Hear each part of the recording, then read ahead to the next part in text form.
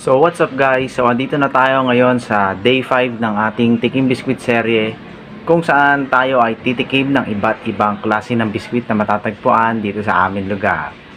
So day 5 na tayo ngayon. Alam nyo na ang ginagawa natin.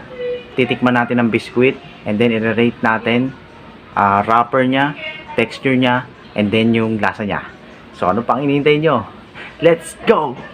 So guys, para sa day number 5 natin, hulaan nyo kung ano ang titikman natin naman. Titikman natin ay Presto Peanut Butter. So guys, ito yung ano natin ngayon, biscuit na titikman at i-rate. So, let's go. So guys, kung makikita nyo sa wrapper, ayos naman yung wrapper, maganda, no? So, bali may rating na tayo agad. 8/10. Yo. Pero then, titikman natin siya.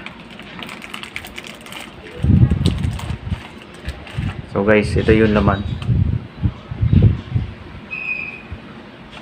Meron siyang peanut butter feeling sa loob. So, tikman na natin. Una muna yung biscuit muna. Sige, sabay na natin. Woo!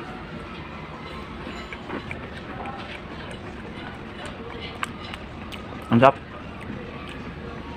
Sarap nung mix nung peanut butter. Sarap. Busin na natin to guys.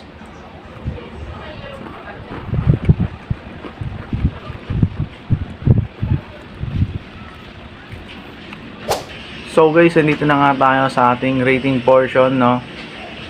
So kung babalikan natin yung wrapper nya, maganda naman yung wrapper, kulay green siya and then may pagka brown dahil nga peanut butter flavor. So ang rating ko doon is 8/10. Napakaganda.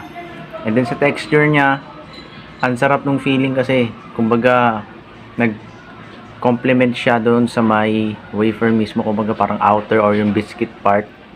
Maganda siya, lalo na pag kinain, parang nagme-melt sa mouth. So rating natin doon 9/10 guys. And then syempre sa last, yung lasa. Masarap din. Although ano kasi talaga ako eh, fan ako ng peanut butter na flavor. So talagang masarap siya. So, yung rating ko din doon is 9/10 guys. Napakasarap talaga. So, kung overall rating natin siya, ang rating ko sa kanya ay 9/10 din guys. Sobrang sarap. Very recommendable.